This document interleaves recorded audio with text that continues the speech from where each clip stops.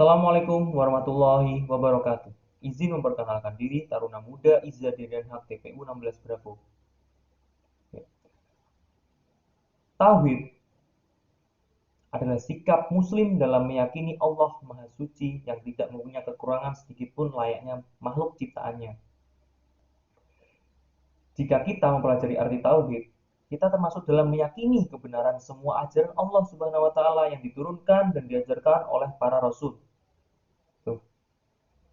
Orang yang mampu menerapkan arti tauhid dengan baik dalam kehidupan akan menjadi individu yang ikhlas dalam menerima setiap ketentuan Allah. Tidak gampang dongkol, tidak mudah mengeluh, dan lain-lain. Dalam ajaran Islam, hal ini berkaitan dengan sifat keesaan Allah, bahwa Allah itu satu.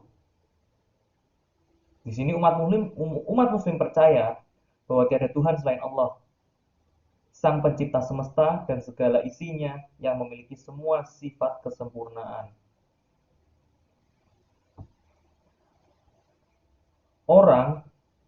Ketika orang tersebut mempelajari dan menerapkan arti tauhid, juga meyakini, artinya secara tidak sadar dia juga meyakini kebenaran setiap ajaran Rasul, bahwa Rasul merupakan manusia utusan Allah yang diberikan pengetahuan dan pelajaran agar dapat disebarluaskan kepada seluruh umat.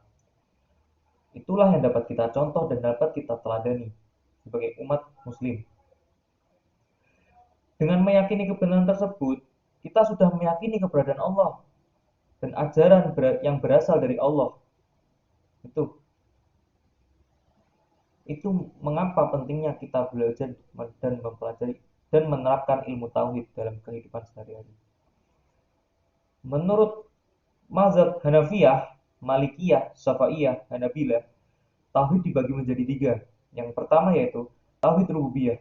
Tauhid rububiyah adalah mengesahkan Allah dalam tiga perkara, yaitu penciptaannya, kekuasaannya, dan peraturannya. Yang kedua, tauhid uluhiyah.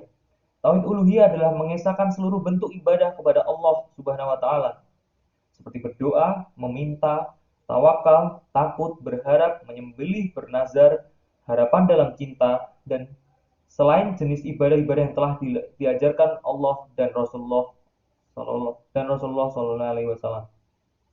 Yang ketiga, tauhid asma wa sifat. Nama ini mirip-mirip sebenarnya dengan bahasa Jawa, yaitu asmo. Asmo itu dalam bahasa Jawa berarti nama. Tauhid asma wa sifat adalah pengesaan berkaitan dengan nama-nama dan juga sifat-sifat yang dimiliki Allah. Yang salah satunya kita tahu yaitu Asmaul Husna. Ya, kembali lagi. Tujuan kita dalam mempelajari ilmu tauhid adalah upaya kita untuk mengenal Allah dan Rasulnya melalui dalil-dalil yang pasti. Dan dalil-dalil yang pasti yang dapat kita percaya. Mempelajari dan menerapkan arti tauhid dalam kehidupan sehari-hari dan menghindarkan umat muslim dari pengaruh akidah-akidah lain yang menyeleweng dari kebenaran. Seperti layaknya fungsi agama buat kita, yaitu menuntun kita ke dalam kebenaran. Selain mempelajari ilmu tauhid dapat menjadikan selain itu mempelajari ilmu tauhid dapat menjadikan kita setiap umat muslim sebagai pribadi yang ikhlas dalam menerima setiap ketentuan Allah dan mampu memberikan jiwa yang tenang dan tentram bagi setiap orang yang melakukannya. Jadi kalau kita benar-benar menerapkan dan mempelajari dan menerapkan ilmu tauhid, otomatis kita akan merasa selalu tenang karena kita punya Allah yang kita pikir sudah mengatur semua hidup kita. Selanjutnya kita lanjut kepada ittiba. Ittiba adalah sikap mengikuti pendapat seorang ulama, fuqaha, dan sejenisnya dengan mengetahui dan memahami dalil atau hujjah suatu perkara yang digunakan oleh mereka. Ittiba juga diartikan sebagai upaya mengikuti semua yang diperintahkan dan dibenarkan Rasulullah SAW serta menjauhi segala yang dilarang oleh Allah dan Rasulnya. Saya mengutip buku fikih dan usul fikih oleh Dr. Nurhayati dan kawan-kawan.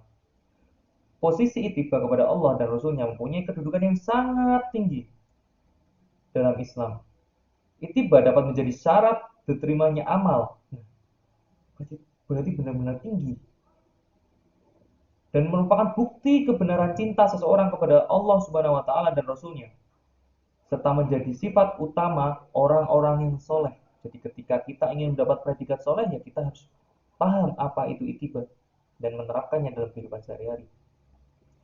Selanjutnya saya mengutip buku Terapi Ruhani untuk semua oleh Habib Ali Al-Jufri. Dalam buku tersebut dijelaskan beberapa tingkatan untuk mencapai itibar. Yang pertama, itibar dimulai dengan meninggalkan semua larangan Allah dan mengerjakan semua perintahnya. Itu pasti, dan itu harus benar-benar kita lakukan untuk menjadi umat muslim yang soleh. Kedua, menjaga hal-hal sunnah dan meninggalkan hal-hal makruh. Lanjut yang ketiga, menerapkan adab dan niat mengikuti sunnah Rasulullah dalam hal-hal mubah. Yang kita tahu, yang kita sering dengar istilahnya itu ahlus sunnah wal jamaah.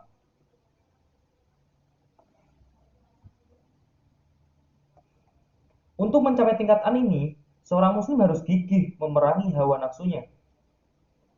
Orang yang ingin meniti jalan ini harus menjauhi sifat tercela dan mendekati sifat terpuji. Dan yang terutama, ia harus melangkahkan kakinya menuju Allah dan benar-benar melupakan hal lain selain Allah.